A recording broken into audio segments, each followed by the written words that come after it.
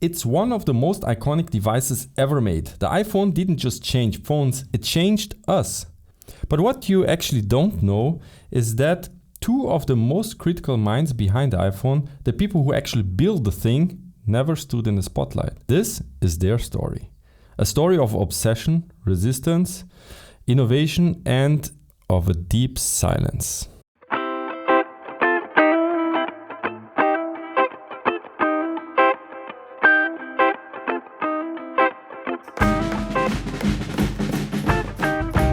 Hello to our listeners. Welcome back to the AI Talk Show, where we dig at the stories you don't hear.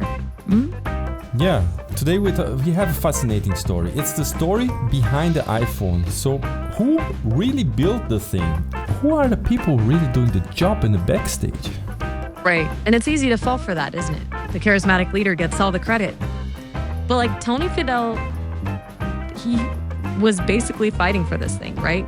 I was reading he almost lost his job a couple times pushing for the iPod, let alone the iPhone. People thought 1,000 songs in your pocket was a dumb idea.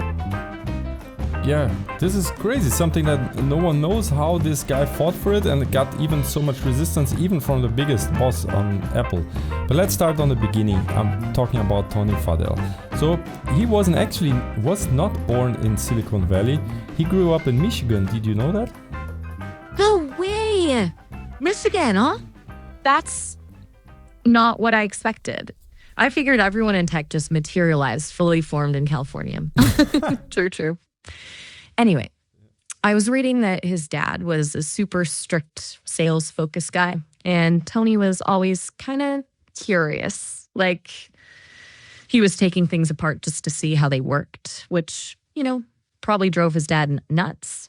Apparently, he was constantly underestimated. By the time he got to Apple, after an engineering degree, he already had been through hell.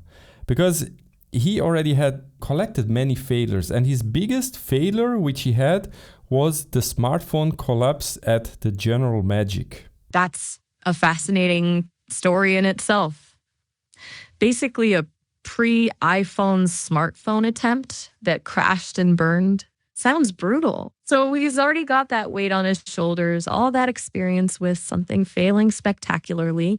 And then he pitches the iPod to a ton of companies and gets rejected over and over. It's kind of amazing he didn't give up. He was the guy who's very persistent. So he tried another project, which was the iPod. He had this idea of creating a device where you can store your music and listen it on the go. And he pitched it to many companies, but he was rejected many times. Right.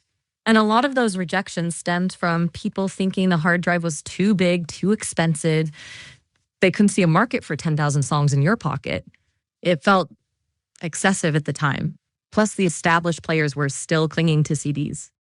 Yeah, but luckily we have Apple. He pitched this also at Apple, and Steve Jobs actually bought into the idea and said, okay, we do it. And he joined Apple at that time and got a shot of developing the iPod, and we know how the story goes. It was a huge success. Huge. But even then, Jobs wasn't immediately sold.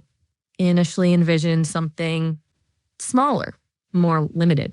It was Fadell pushing for the full-size hard drive, arguing it was the only way to deliver a truly compelling experience. That took some serious convincing. Yeah.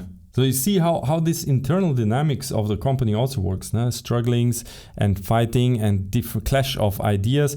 But at the end, they pushed through with the iPod, and from there they developed the whole generations of products. But now after this big success, they said they wanted more. They took back the idea of this touchscreen phone. No buttons, no keyboards, just fingers and glass. And that's where things got intense, right? Jobs was famously skeptical. He believed people needed tactile feedback, needed buttons. He saw the touch screen as fragile, unreliable. Fadell essentially had to build a working prototype, almost in secret, to prove it could work. He just kept working on what he believed. He had only half approved and no really release to continue going, but he had a small team of dedicated engineers, and they're working until exhaustion and still believing on this dream, on this project, even though they don't have the management support for it. It's wild how close the iPhone didn't happen, isn't it? And Fadell wasn't alone in that struggle. It's easy to forget that Ording was quietly building the user experience alongside him, a completely different skill set and equally crucial. He was basically fighting for the feeling of the interface, making it intuitive, before anyone even knew what that meant for a phone. Yeah, so it's this vision. So there we have someone with vision and who has the guts to push through. Even though his boss, imagine you working in a company and your boss, your CEO says, forget it, we don't want to go into that direction. We do some other with buttons or some other kind of product.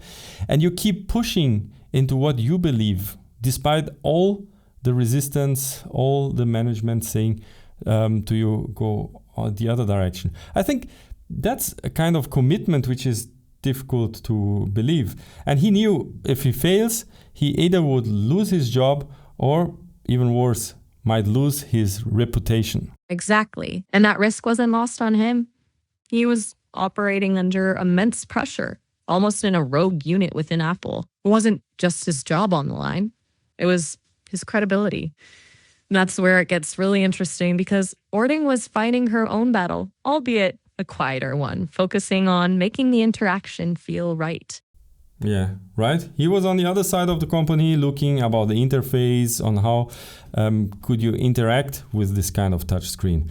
And Bas, actually, he is from the Netherlands. He is a quiet, kind, and almost too soft person for the Silicon Valley. And he didn't build devices, but he was the guy who crafted how they moved, how you interact with the devices. And even once he said, if people notice my work, I've failed. That's incredible, right? That ethos of invisible design. And there's a story about Jobs almost firing him. Ording had been perfecting this subtle scrolling effect, the bounce at the bottom of the screen. And Jobs initially didn't get it. He thought it was pointless until Ording showed him a prototype of a photo app that made it feel natural. That little moment saved his job. Ultimately, they got where they want. And Tony and Bas, they didn't work really side by side. They had a lot of fighting and friction, like you say, because we must go into their minds when they're developing the iPhone. Because Tony was that guy who pushes through, very strong temperament, and who knows the answer and have it very clear where to go. So he's looking for stability, power, where Bas was looking for beauty and humanity and the feeling which you want to have in the user experience. And their teams many times clashed because some would ask why we are wasting time on like bouncing animations on the screen. That's really not so important. And Bas would counter why to build it fast, with so strict timeline, if it feels cold, if there's not this interaction is not on the right level. Right? It's that classic engineer versus designer dynamic dialed up to 11. He was all about specs and speed. She was focused on soul. Yeah, and somewhere in the middle of that chaos, the magic happened. But it wasn't free because Tony, he was starting to burn out. He started to fall asleep while at the desk, and Bas was really battling with imposter syndrome, wondering if he ever was taken seriously. You break it down like that. All that pressure, the sleepless nights, the self-doubt, makes you appreciate the finished product on a whole other level, doesn't it? They were really pushing themselves to the limit. And then, January 9th, 2007, Macworld. Jobs unveils the iPhone, and they're both backstage, completely terrified. It's that moment of truth. All that work, all that conflict, riding on a single demo. I'm sure they're standing there behind thinking, what if the demo crashed? What if it fails? What if everything falls apart? But we know the story. Nothing happened, and it all worked perfectly. And it was as smooth as glass. Smooth as glass. And And Ording's contributions, those tiny details, the bounce, the inertia swipe, the pinch to zoom, those are what people felt. Millions of people every single day. But most never knew his name. Yeah. So what happened afterwards is Tony left Apple a few years later and started Nest. Someone might know that. It's the company who builds smart homes. But his company for the automation is a huge deal, while Baz left even more quietly. He had no fanfare, no interviews, just faded into the background. It's incredible to think about, isn't it? The fingerprints of those two are everywhere. And Ording returning to the Netherlands to work on accessible tech, that's so fitting. Making technology usable for everyone, quietly, humbly. It's a beautiful full circle moment. Yeah, and it makes you wonder that on every great invention there are people you never know. People who burned, who bend, and who build until exhaustion to realize an ideal, to make an idea possible. Tony Fadell and Baz Ording didn't want credit. They just wanted to build something which people would love. That's a really powerful thought. It's easy to get caught up in the celebrity of tech, the Jobs, the Musks. But the real story is often about the quiet dedication of people like Fadell and Ording, the unsung heroes. Makes you wonder what other invisible contributions are shaping our world right now, doesn't it? Mm-hmm. Yeah, makes you wonder because so many heroes or people who shape the world pass by unrecognized. Huh? So that's why next time when you swipe your screen, pinch to zoom, or gently bounce beneath your touch, notice that feeling. It was built, it was created by people who felt everything. People who designed it for us to use. Beautifully put. It's a reminder to appreciate the thought, the effort, the humanity that goes into even the simplest tech we use every day. And honestly, this has been a fantastic dive into a story most people don't know. I'm genuinely glad we dug into this. Yeah, I also enjoyed a lot and make you think a little bit in your own company. There's so much conflicts, different departments, different interests, the design, the engineering, the purchase, the sales, the finance, HR, whatever. Even in the small departments, you have teams which are fighting against each other or have different conflicts which shape their work.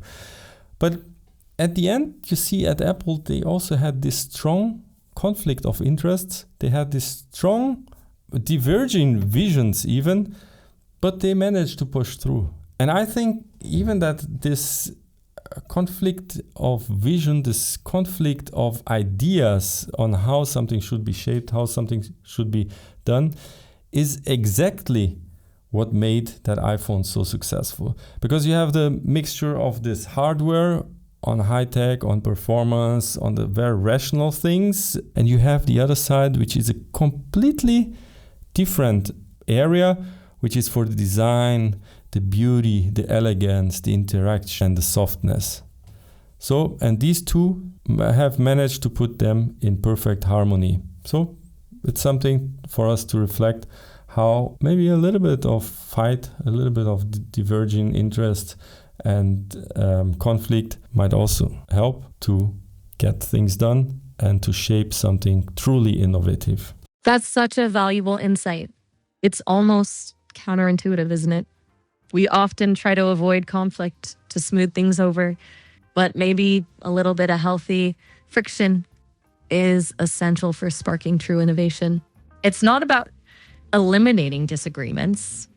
It's about harnessing them. Yeah. And that's it for today, for our podcast. Thank you very much if you're joining. Thank you very much for joining and listening to this episode of AI Talk Show. If you like the content, make sure to leave a like and also follow the podcast on Spotify or other podcast platforms. And I would be glad if you are here on the next one to join us as we discover more insightful stories of tech, business, and life. That's a great sign-off. And honestly, a really compelling episode. I learned a ton. I'm definitely going to be looking at my phone a little differently now. Yeah, me too. So, stay inspired, and I catch you on the next one. Bye-bye. You too. Bye for now.